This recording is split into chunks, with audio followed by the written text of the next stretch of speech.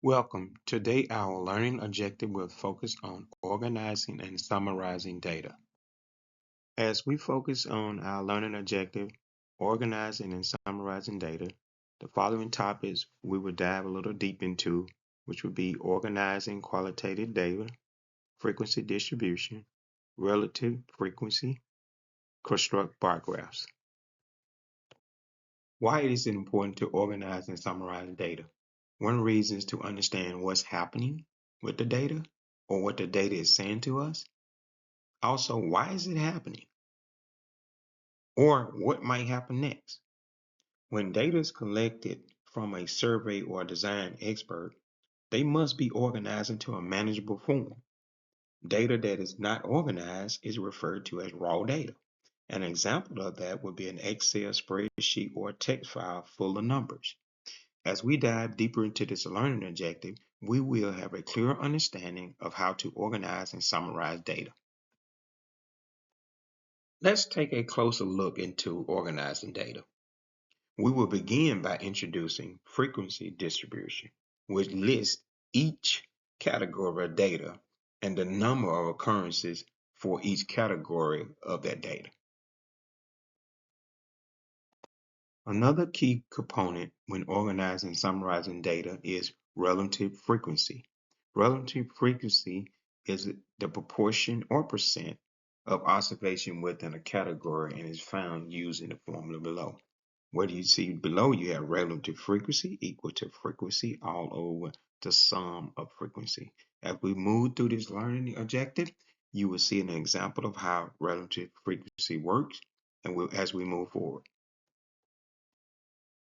Here's an example of unorganized data.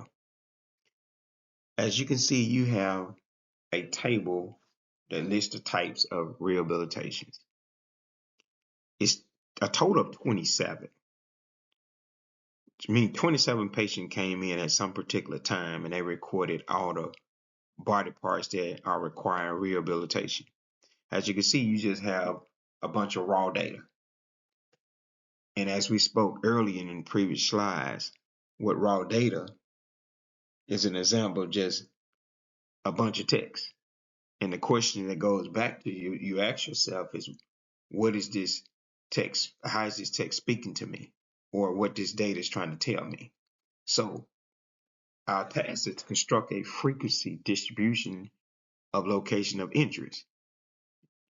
And you have 27 different injuries that are posted in here. After carefully reviewing the previous slide, which displayed raw data, we compiled the data and began to construct a frequency distribution table that's more well organized, which have 3 columns and 9 rows. And the 3 columns consist of body parts, tally, and frequency. And the 9 rows consist of the injuries that each one of the 27 patients that came in. And also we tallied each one to come up with our total frequency. This process became a much clearer look. As we move through our next stage, we will see how we will finish our table out going forward.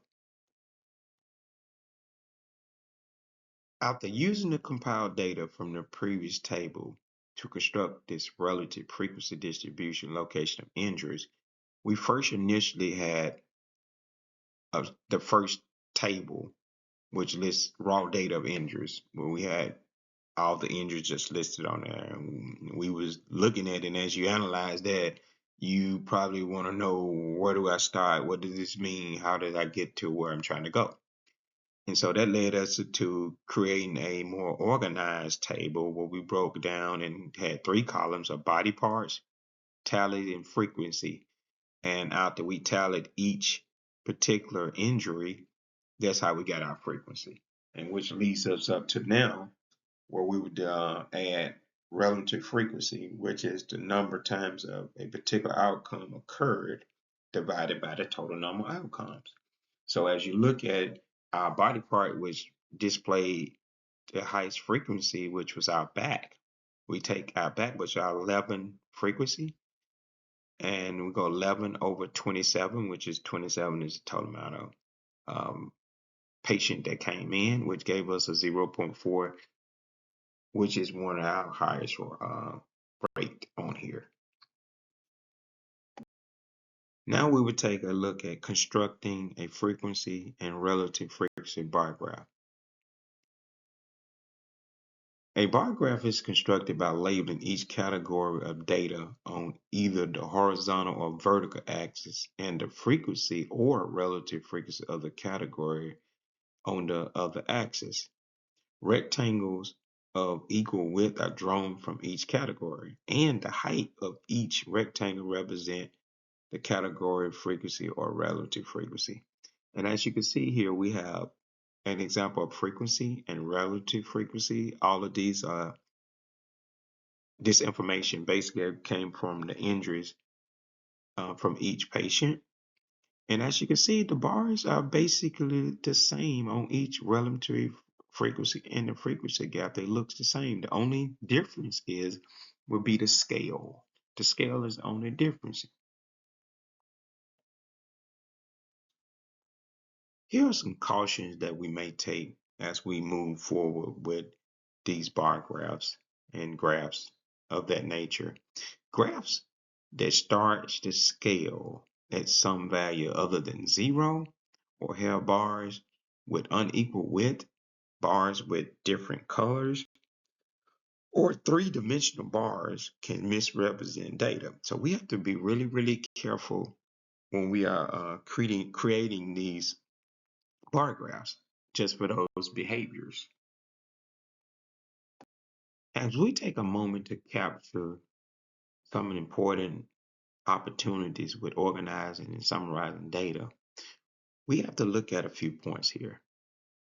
One, where tables are excellent for presenting data in a structured and organized way, it makes it easy to compare different values or category. Also, frequency tables shows how often different values or categories occur. It is also important to display clear organization when data is presented in rows and columns. It makes it easy to find specific information. Also, it's easy to compare. Comparisons are always allowed for side-by-side comparison. That's always a great tool because you have both opportunities to look at one side of the data over here and look at the other over on the other side. So having comparisons is always great. Visual representation of data helps you identify trends and patterns and relationships. Also, bar graphs compares the different categories or values used in the bars in various heights that we've seen previously in our presentation.